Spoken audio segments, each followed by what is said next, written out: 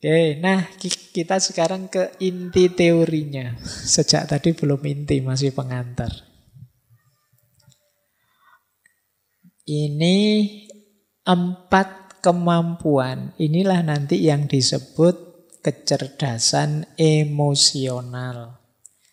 Ini kalau digambar ya model tabelnya begitu. Saya tidak tahu nanti yang hanya mendengarkan rekaman suaranya, tidak ada gambarnya. Semoga bisa membayangkan ya kotak-kotaknya itu. Jadi emotional intelligence itu unsurnya 4 tadi ya. Kesadaran diri dan pengaturan diri dan kesadaran sosial serta pengaturan relasi dengan orang lain. Jadi 2 yang pertama itu namanya personal competence, kemampuan personal. 2 yang terakhir namanya social competence, kemampuan sosial. Ini kayak kuliah beneran ya kalau kayak gini slide-nya. Dianggap kuliah saja. Jadi kesadaran, kita sadar emosi kita dan mampu mengelolanya. Kita sadar sebagai makhluk sosial dan mampu mengelolanya. Sebenarnya kuncinya itu. Yang disebut kompetensi personal dan kompetensi sosial. Yang sadar itu namanya what I see. Apa yang harus aku lihat, apa yang harus aku penuhi. Kalau yang pengaturan itu what I do. Apa yang harus aku lakukan. Jadi yang disadari dan yang dilakukan. Baik sehubungan dengan diri kita sebagai pribadi maupun diri kita sebagai makhluk sosial. Sederhananya itu sebenarnya. Kecerdasan emosi itu. Nah, sekarang kita gali satu demi satu. Kesadaran diri itu cirinya 4. Yang pertama tadi ya, mampu mengenali emosi dalam diri kita. Saya itu rasanya sekarang kayak gimana sih? Itu bisa. Saya Pak rasanya capek Pak, bosen Pak, lelah Pak, jenuh Pak, dan lain sebagainya. Ini mampu mengenali emosi. Terus menerima diri apa adanya. Kan sulit kadang orang itu susah menerima dirinya. Menganggapnya dirinya baik terus. Tidak sadar kadang-kadang ya banyak jelek-jeleknya. Jadi tahu dan menerima. Saya baru sadar misalnya loh, saya kalau ngaji kok ngadep sana terus ya, tidak pernah ngadep sini ya. Jangan-jangan ada yang tidak beres ini di emosinya. Misalnya ada dorongan-dorongan tidak sadar ngadep sana misalnya. Nah ini diterima dulu, iya ya. Mestinya ya tidak begitu, mestinya ya ngadep ke sana juga, ngadep teman-teman cowok-cowok yang di sana, kok saya ngadep sini terus ya misalnya. Nah, dan itu bukan harga mati, berarti kan besok ngajinya ngadep sana juga lah, tidak ngadep sini. Tapi diterima dulu. Kalau orang denial menyangkal, enggak, kebetulan saja ngadep sini. Biasanya juga tidak begitu. Misalnya menyangkal, kalau menyangkal tidak ada perbaikan. Terimalah bahwa kita itu memang bisa keliru, bisa salah, bisa tidak pas, emosi kita bisa meleset, untuk selanjutnya diperbaiki. Termasuk self-awareness itu percaya diri. Nah, cuma percaya diri sesuai kenyataan diri kita. Hari ini kan banyak orang itu memotivasi kita. Pokoknya kamu bisa deh, kamu bisa deh. Ya, tapi ya harus sadar kenyataan juga. Misalnya, wah saya pengen 2024 tak nyalon presiden ya. Wah terus bisa Pak, ya.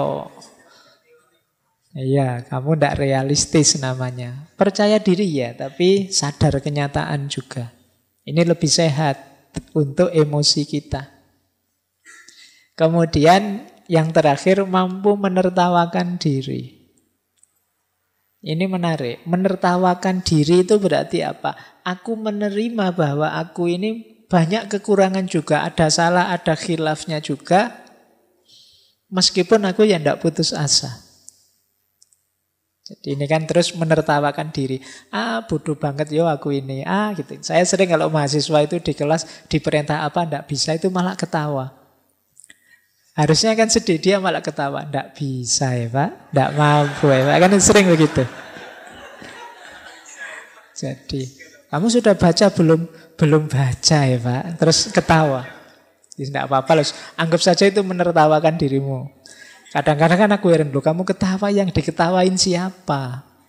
Oh mungkin dirinya sendiri, bahwa betapa konyolnya aku, betapa tidak bertanggung jawabnya aku. Tidak masalah, jadi salah tidak membawa putus asa, tapi membawa penertawaan diri bahwa aku ini memang belum baik, aku ini memang belum bagus, saatnya untuk diperbaiki. Nah ini ciri-ciri orang sadar diri. Nah, strateginya apa untuk membangun kesadaran diri? Yang pertama, ayo merenungi nilai-nilai hidup. Kesadaran diri itu selalu gandeng, selalu bersama dengan nilai-nilai hidup. Orang bisa memvalue dirinya itu kan dasarnya nilai yang dia pegangi. Aku kok marah, padahal harusnya aku ini penyabar loh. Dalam hidup ini yang lebih utama itu sabar. Loh sabar itu nilai yang kita yakini utama. Sehingga ketika kita marah berarti kita keluar dari nilai yang kita yakini. Loh aku kok ngamuan padahal aku ini orang Islam. Katanya Islam itu rahmatan lil alamin, cinta damai. Berarti meleset yang aku lakukan ini. Loh itu kesadarannya muncul karena kita sadar nilai. Nilai ini jadi standarnya. Kalau kita tidak punya standar, kita tidak tahu sudah meleset apa belum. Yang kedua, untuk sadar diri, mari sering-sering mengamati efek dari emosi yang kita ungkapkan. Saya marah-marah tadi loh, kira-kira ada baiknya enggak sih? Aku maki-maki tadi kira-kira positifnya apa ya? Coba sekali-sekali teman-teman melakukan itu. Apa sekedar kelegaan perasaan saja? Tidakkah itu menyakiti orang lain? Tidakkah itu menambah masalah saja? Tidakkah itu memutus silaturahim persaudaraan? Ini namanya memperhatikan efek dari emosi. Kita itu sering demi kelegaan sesaat mengorbankan nilai-nilai yang jauh lebih tinggi, lebih besar. Ini berarti kita belum cerdas secara emosi. Biarlah aku menahan diri meskipun dia maki-maki aku seperti itu. Asal kita tetap bersaudara, tidak apa-apalah. Ini kan tidak enak, tapi demi nilai yang lebih tinggi, kepentingan yang lebih besar. Kemudian penting juga kita pahami apa atau siapa yang bisa menekan tombol. Ini istilahnya menekan tombol. Ini ada teman kalau ngomong nyelekit. Ketemu yang kayak gini ini biasanya aku mudah terpancing marah. Jadi kita waspada. Awas ini anak cerewet yang tadi ini. Itu kita tahu dia yang bisa menekan tombol kita. Atau bukan orang tapi peristiwa. Atau apapun itu. Jadi kita terus waspada, ngerti. Ini yang bisa mancing aku jadi meleset. Ini yang bisa mengarahkanku jadi kacau ini. Kemudian cari feedback yang bagus. Manusia itu ada keterbatasannya termasuk ketika kita membaca diri kita sendiri. Seringkali tidak objektif. Yang jelek kita anggap baik dan lain sebagainya. Maka pendapat orang, komentar orang perlu kita cari juga. Jangan-jangan kita merasa ngomongnya sudah baik ternyata menyakiti orang. Ini namanya feedback. Untuk dapat feedback yang baik kita perlu teman yang dipercaya. Cari teman yang bisa dipercaya. Kemudian tetapkan tujuan. Saya harus lebih baik. Saya harus lebih sabar, saya harus lebih pemaaf, saya harus lebih santun ngomongnya. Ini namanya ada tujuan. Biasanya orang itu kalau ada tujuan lebih mudah untuk diwujudkan. Kemudian yang terakhir, jangan menunggu atau menunda. Nah, jangan. Iya Pak, yang disampaikan Pak Faiz itu menurut saya penting, bagus. Tapi ya besok lah Pak, masaan. Nah, itu namanya nunggu, nunda. Ada banyak hal yang kita tunda-tunda terus. Mungkin kalau kebaikan yang kita ketahui sudah kita jalankan semua, itu kita sudah bisa jadi superhero harusnya. Tapi kan sebagian besar kita tunda. Mau bantu orang, besok saja. Mau belajar, nanti saja kalau sudah. Akhirnya ya banyak yang keteteran. Kita tidak jadi cerdas secara emosi karena ditunda terus. Kemudian manajemen, self-management, menata diri. Kalau sudah mengenali diri, sekarang menata diri. Menata diri ya cirinya 4. Yang pertama, kontrol dan pengarahan. Saya mampu marah, saya mampu sayang, saya mampu jengkel, saya mampu takut, dan lain sebagainya. Cuma menggunakannya pas, itu namanya mampu ngontrol. Kemudian ciri orang yang bisa self-management itu berpikir sebelum bertindak. Mikir dulu, jangan pukul dulu, mikir belakangan. Dibalik. Jadi dipikir dulu, apapun yang mau dilakukan coba dipikir dulu. Itu namanya kemampuan self-management. Berintegritas dapat dipercaya.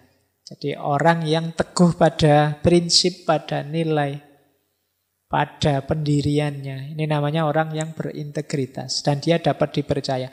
Jangan takut dengan saya jujur kok. Saya kalau disuruh jaga rahasia, ya saya jaga beneran. Nah, ini namanya berintegritas. Kemudian mampu beradaptasi menghadapi keragaman. Seperti tadi ya, seperti sabuk. Tadi kita lentur menghadapi perubahan-perubahan situasi. Ini ciri orang yang self-management, mampu menata diri. Strateginya 4 untuk memudahkan self-management. Yang pertama apa? Kendalikan self-talk. Self-talk itu vonis kita, penilaian kita, rayuan kita pada diri kita sendiri, itu self-talk. Jangan sering-sering bilang, aku kok begitu ya, dasar bodoh. Nah, ini self-talk. Nganggap dirinya sendiri bodoh. Jadi bicaralah yang baik-baik terhadap dirimu. Karena itu akan jadi mantra yang membentukmu. Jadi kalau teman-teman membaca diri, aku masih bisa lebih baik daripada bilang pada dirimu, aku ini orangnya jelek. Nah, jadi ini penting self-talk ini. Kita itu sering mensugesti diri kita secara negatif. Dan biasanya ya ke situ nanti diri kita terbentuk. Siapa sih saya ini Pak? Saya itu hanya remah-remah. Iya, kan sering kemarin anak-anak bilang begitu. Ya kamu akan jadi remah-remah beneran. Akan lebih positif ya, masih banyak hal yang belum saya mampu Pak, tapi insya Allah tidak lama lagi yang ingin saya bisa akan saya kuasai. Nah, itu kan lebih positif, membuatmu bersemangat untuk berjuang. Jadi kendalikan self-talk. Kemudian hitung sampai 10. Ini sebenarnya adagium. Jadi hitung sampai 10 itu kalau mau melakukan apa-apa dipikir dulu. Wah, kurang ajar dia, ngomong jelek tentang aku di medsos, tak bales Sebelum bales dihitung dulu sampai 10. Bales bener apa enggak? Nanti efeknya apa kalau dibales? Sudahlah, pokoknya harus menang. Kedua, dibales tenan apa enggak? Nanti sampai 10 kali coba, undur sampai 10 kali.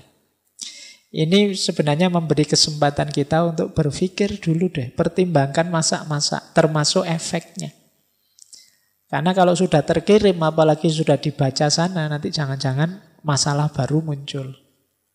Sudah terlanjur diucapkan, didengarkan orang, jangan-jangan problem baru lahir. Wong kalau sudah diucapkan, dia sudah menjelma jadi energi suara. Yang energi ini tidak akan hilang, tidak akan habis.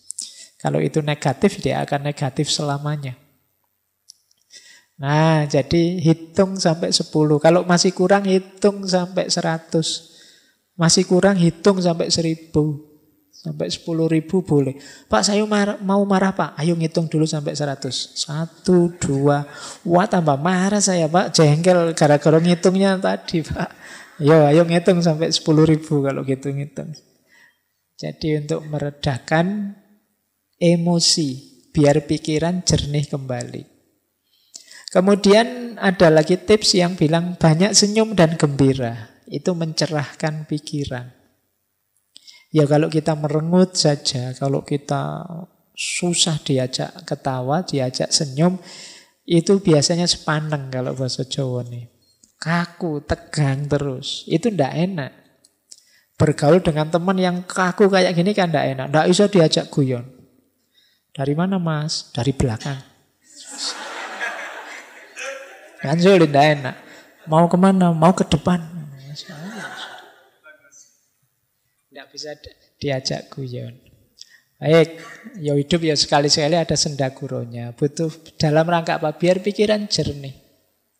Kok jalan kaki saja Mas? Emangnya mau ngerangkak apa? Marah terus ikutannya. Oke, baik ya. Jadi banyak senyum, biar segar. Ini sebenarnya analogi dari optimis lah. Segala sesuatu itu tergantung caramu menanggapi kok. Apalagi yang terakhir itu, dari segala sesuatu kita bisa mengambil pelajaran yang positif. Waduh, saya salah kemarin itu Pak. Alhamdulillah saya sekarang dapat pelajaran baru. Jadi kesalahan jadi pelajaran. Sehingga kita tidak putus asa, sehingga kita tidak sedih terus-terusan. Mungkin ini caranya Allah memberiku pelajaran, sehingga aku ngalami yang tidak enak, ngalami yang buruk. Besok semoga lebih baik lagi hidupku. Nah, ini self-management. Yang ketiga, social awareness, kesadaran sosial. Ya antara lain tadi ya, kalau tadi memahami emosi diri, kalau sekarang memahami emosinya orang lain.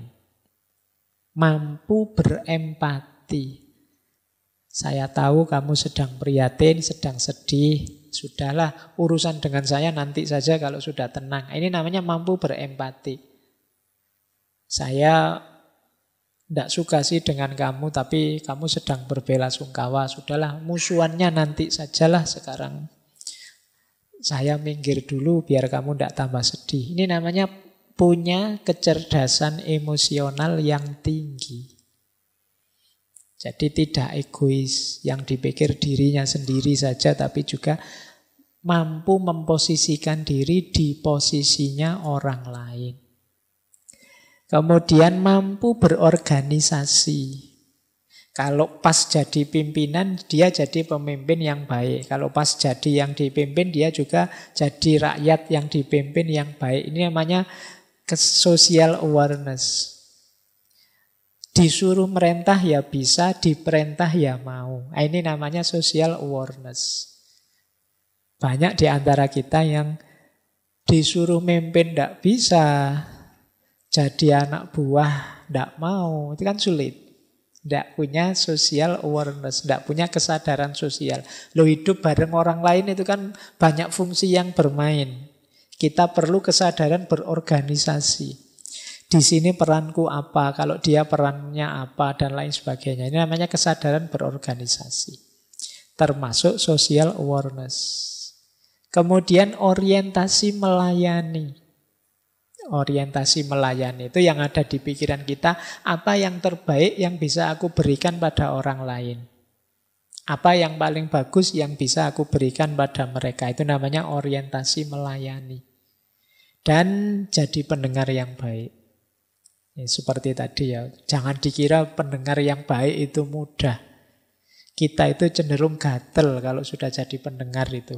Kesusu ingin menasehati lah, ingin segera memberi advice lah, ingin mengeluarkan teori-teori lah. Kita itu sering tidak betah kalau jadi pendengar. Padahal secara teori kan gampang. Ala Pak tinggal diem saja kan nanti mendengar. Iya, tapi saya tidak nyamin kamu tangguh kalau tidak latihan jadi pendengar yang baik. Nah, strateginya apa untuk kesadaran sosial ini? Ini saya terjemah acak saja. Terjemahnya kayak ceramah ya. Senyum, salam, sapa, sopan, santun. 5S, tidak cuma 3S. Jadi senyumlah, hidup ini indah. Salam dan sapa menunjukkan kita peduli pada orang lain. Sopan itu akhlak, santun itu adab. Jadi ini nanti jadi kunci kehidupan sosial yang baik. Pikiran yang optimis, kemudian wajah yang ceria, kemudian diri yang mudah bergaul, salam, sapa itu simbol kepedulian, akhlaknya hidup, adabnya jalan. Ini akan membantu menghidupkan kesadaran sosial.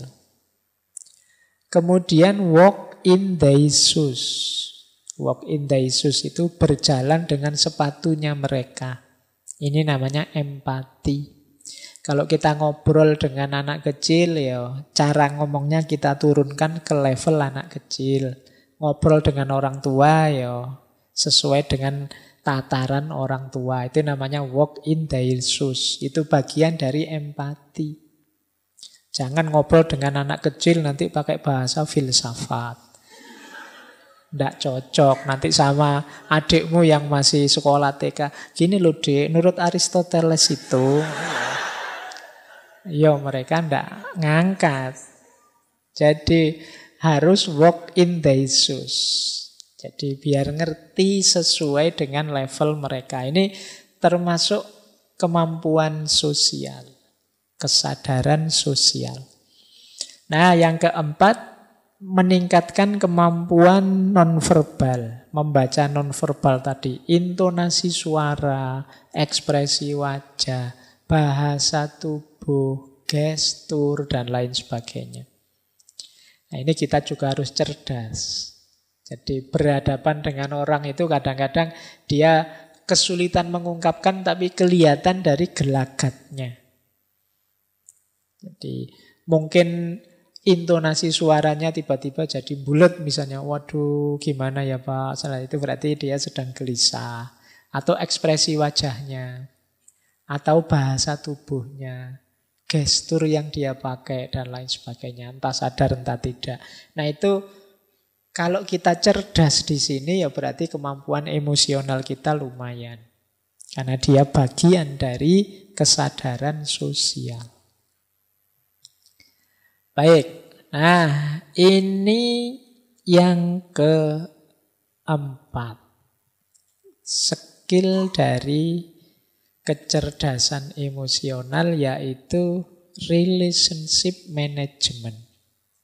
Jadi mampu mengatur, memanage hubungan dengan siapa saja. Tidak hanya harus dengan istri atau dengan anak atau dengan pacar, dengan siapa saja. Cirinya 4. Yang pertama, mampu menjalin hubungan. Banyak orang yang sulit menjalin hubungan. Banyak orang yang mau kenalan saja bulet sampai semester 3 baru kenalan. Itu berarti dia sulit menjalin hubungan. Dilirik-lirik terus nggak berani nyapa, nggak berani, itu berarti sulit menjalin hubungan. Sementara temannya yang lain itu hari pertama sudah kenal nama-nama temannya sak kelas. Nah, itu berarti dia punya kemampuan relationship management yang bagus. Ada orang yang sulit, ada orang yang mudah. Tapi seperti saya bilang tadi, ini bukan harga mati. Jadi setiap orang bisa kok kalau memang ingin. Pak, saya ingin jadi orang yang ramah, apa bisa ya Pak? Bisa. Saya ingin jadi orang yang mudah dikenal, mudah dekat dengan orang lain, bisa. Nah yang kedua, mampu menemukan dasar yang sama dan membangun kebersamaan. Jadi biasanya orang itu suka melihat aku dan kamu bedanya apa. Tapi orang yang punya kemampuan relationship management itu justru lebih melihat samanya apa. Wah, kita sama-sama senang ngaji filsafat nih, meskipun nanti mungkin di medsos gegeran lagi. Tapi kan ada yang dilihat dasar yang sama. Jadi kalau Bhinneka Tunggal Ika itu yang difokusi yang ikanya.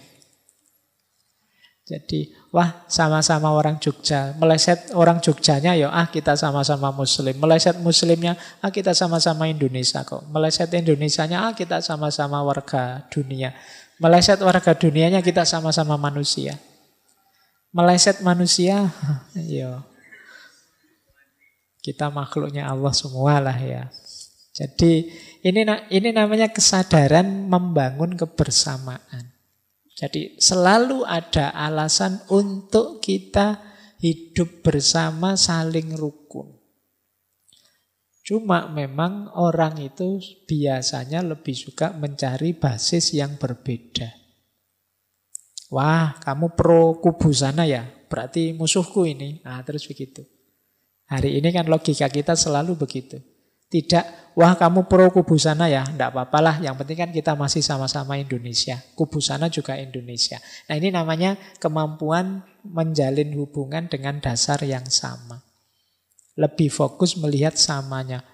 Wah, kamu alirannya itu ya, enggak apa-apa, sama-sama Muslim kok kita. Sama-sama Indonesianya kok kita. Nah, ini namanya kemampuan menemukan dasar yang sama. Kemudian persuasif. Jadi persuasif ini biasanya lawannya agresif. Agresif itu ingin menguasai, ingin mendominasi, ingin menang-menangan. Tapi kalau persuasif, ya saling mempengaruhi dalam kebaikan dengan cara yang baik. Kadang-kadang diartikan membujuk, merayu, itu kan persuasi. Jadi karakter orang yang bagus, manajemen hubungannya itu persuasif. Jadi mendorong orang, membangkitkan orang tanpa harus mendominasi, tanpa harus memaksa, tanpa harus menyerang. Kemudian komitmen, dedikasi, dan melayani. Jadi hidup bersama itu kan biasanya kan ada kesepakatan-kesepakatan bersama. Ada keinginan bersama, cita-cita bersama. Nah, orang yang canggih pengaturan emosinya itu mampu berkomitmen. Jadi, wah ini urusan bareng-bareng kita bersama. Tidak apa-apalah saya sedikit berkorban, yang penting keinginan kita bersama tercapai. Ini namanya komitmen. Kemudian dedikasi. Dedikasi itu yang mempersembahkan diri untuk demi kebersamaan. Nyambung dengan melayani tadi. Nah, strateginya jujur, terbuka, memahami. Jadi kalau kita jujur itu enak. Orang tahu apa yang kita inginkan, apa yang kita sukai atau tidak kita sukai. Kemudian terbuka. Orang terbuka itu enak karena dia masih bisa diajak ngobrol, dia masih bisa diajak diskusi, dia masih bisa saling menasehati. Karena kalau orang sudah tertutup, mengklaim dirinya yang paling benar, paling tinggi, paling baik, paling bagus, dia tidak akan bisa saling dengan kita. Dia pasti inginnya dia lebih tinggi, kita di bawahnya. Kalau sudah seperti ini ya sulit untuk membangun hubungan yang baik. Makanya ada hadis yang menyatakan kita harus menolong saudara kita baik yang zalim atau yang mazlum. Zalim ini ingin berposisi di atas. Mazlum itu yang memposisikan dirinya di bawah. Dua-duanya harus kita tolong karena relasi yang zalim dan mazlum ini relasi yang tidak sehat, bahkan relasi yang tabrakan dengan semangat tauhid. Jadi terbuka dan mau memahami. Mau menerima kritik, mau ngaku, mau memperbaiki kalau salah. Itu kan enak. Kita punya teman dikritik tidak marah. Kalau pas salah ya dia ngaku. Begitu sadar salah dia siap memperbaiki. Kita lebih senang teman yang seperti ini daripada teman yang mungkin pinter tapi ingin menang terus, ingin unggul terus, tidak mau disalahkan. Maka kembangkanlah mental ini kalau ingin jadi pribadi yang menyenangkan, disukai. Jadi sadari bahwa kita itu ya banyak kelemahan. Terima kasih masih ada teman yang mengingatkan. Kemudian akui kalau kita memang salah dan siap memperbaiki. Nah, ini strategi kedua. Yang ketiga, mengakui yang dirasakan orang lain. Ini bagian dari empati tadi. Kalau ada teman curhat bilang saya sedih, oh iya, tidak apa-apa, yang sabar. Ya, ini namanya menerima dan mengakui yang dirasakan oleh orang lain. Kemudian hargai setiap momen kebersamaan. Jadi kan ada orang itu kalau pas bareng-bareng malah tidak saling peduli, saling cuek. Ya ini berarti kurang bagus relationship manajemennya. Lama tidak ketemu, begitu ketemu gimana kabarnya? Baik, terus sudah. Yang satu pegang HP ngadep sana, satu pegang HP ngadep sana. Nah, berarti momen yang sebenarnya berharga tapi jadinya tidak dihargai. Wah, kok sudah waktunya kita berpisah ya padahal baru saja ketemu. Sejak tadi sebenarnya wong yo tadi cuma ngelihat HP-nya terus. Jadi tidak menghargai kebersamaan. Kemudian tidak pelit. Oh, iya, teman kalau pelit itu sudah kiamat, itu sudah. Pelit apa saja. Ada teman pelit waktu misalnya, diajak apa saja enggak bisa. Yuk jalan-jalan, yuk. Wah, enggak bisa nih, aku ada acara ini. Yuk yuk enggak bisa, saya ada tugas. Jadi pelit waktu. Meluangkan waktu sebentar untuk kita saja enggak mau. Apalagi pelit uang. Pinjem dong sedikit. Oh, susah nyarinya, kamu tinggal pinjem. Ya, jadi enggak enak ya kalau punya teman terlalu pelit. Atau pelit tenaga. Suruh bantu-bantu enggak mau. Urusan-urusanmu sendiri kok aku yang capek misalnya. Enggak. Kalau ingin jadi pribadi yang menarik, yang cerdas secara emosi, ya mari latihan untuk tidak pelit. Ini sebenarnya pelajaran dari korban. Ini besok kan kita mau berkorban. Dunia ini masih tetap tertib, aman, enak, nyaman karena banyak orang yang masih mau berkorban. Kalau semua orang egois, tidak mau berkorban, dunia ini mesti kiamat. Kalau orang tua egois, tidak mau kalah sama anaknya. Dia ingin enak sendiri, anak urusan nanti. Itu keteteran mesti dalam keluarga. Anak juga begitu, tidak peduli orang tua, mesti kacau. Harus ada yang punya jiwa, punya semangat berkorban. Dosen misalnya, ya mungkin mengorbankan waktu, mengorbankan tenaga, mengorbankan biaya untuk mahasiswanya, wajar. Kalau dosen, aku enggak mau capek-capek untuk kamu atau enggak mau ya sulit punya mahasiswa yang berkualitas. Jadi di antara rahasia relationship management itu ya kesediaan untuk saling berkorban, tidak pelit.